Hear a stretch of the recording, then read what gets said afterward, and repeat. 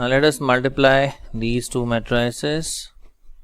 Again, ये इसका first row और इसका first column, right? And if we multiply, we get minus 2 into 3 plus 4 into 0.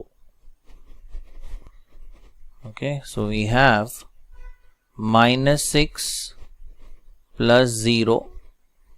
तो ये फर्स्ट ऑर्डर मैट्रिक्स आ गया विथ एलिमेंट -6, करेक्ट?